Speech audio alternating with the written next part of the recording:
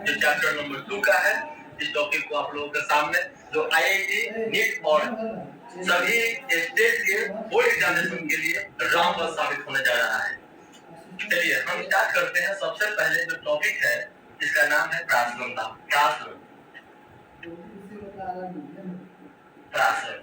प्रासरण का इंग्लिश जो होता है उसको हम कहते हैं ऑस्मोसिस बोलते हैं। क्या बोलते हैं? ऑस्मोसिस।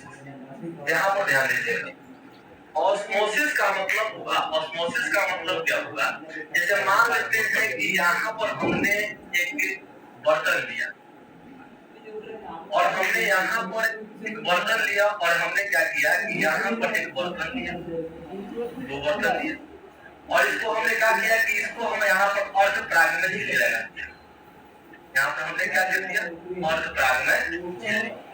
अर्ध प्राग में झिल्ली को हम शॉर्ट नाम में कहते हैं एसपीएम कहते हैं। क्या कहते हैं? एसपीएम। इसका शॉर्ट नाम है अर्ध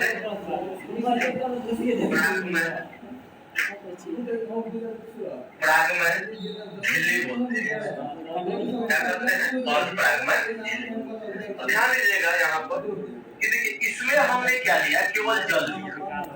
ये जो बर्तन है इसमें केवल हमने क्या लिया? जल लिया।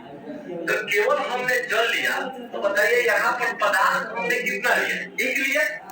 तो केवल हमने यहाँ पर जल लिया तो जल का मतलब कि पदार्थ हमने एक लिया, यानी कि शुद्ध रूप से है।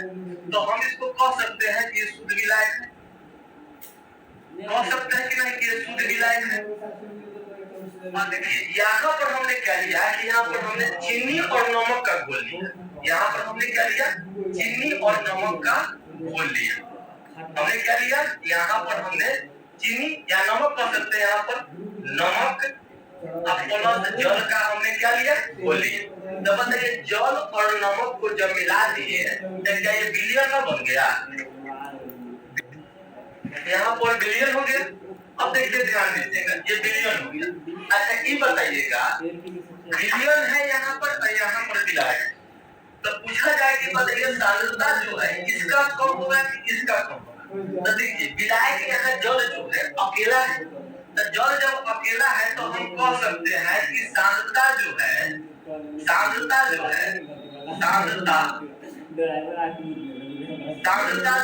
इसका क्या है? कम है।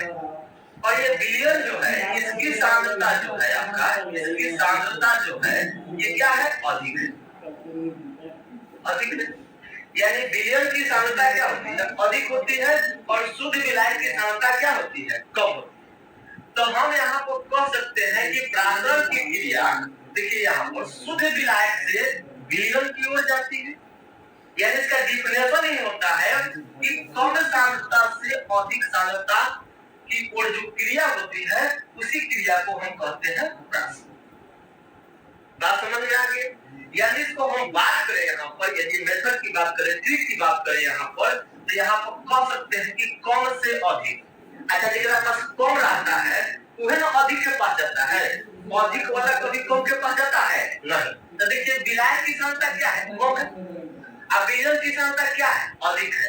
तो देखिए कम सांद्रता से अधिक सांद्रता की ओर जब क्रिया होगी तो इस क्रिया को क्या कहते हैं? प्रासरण। क्या कहते हैं? प्रासरण कहते हैं। अब यहाँ पर बात समझिए, प्रासरण की क्रिया हो गई।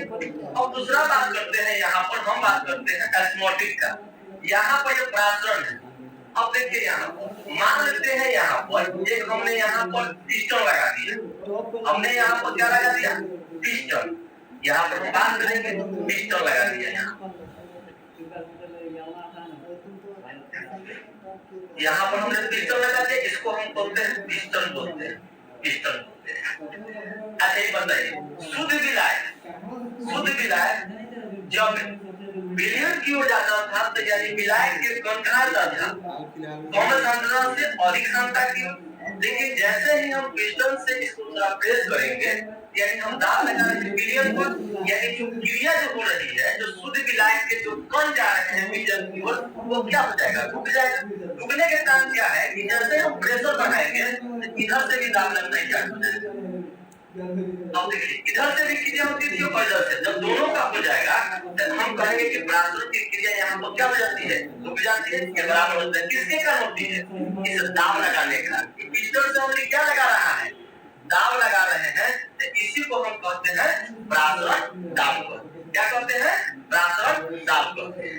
अब यहाँ पर ध्यान दीजिएगा, हम इस अब मिजाज पर जो कॉन्सेप्ट है, मेन इस कॉन्सेप्ट पर चलते हैं। ये कॉन्सेप्ट है, जिस कॉन्सेप्ट को हम लोग, जिसके बारे में हमको जानना चाहिए।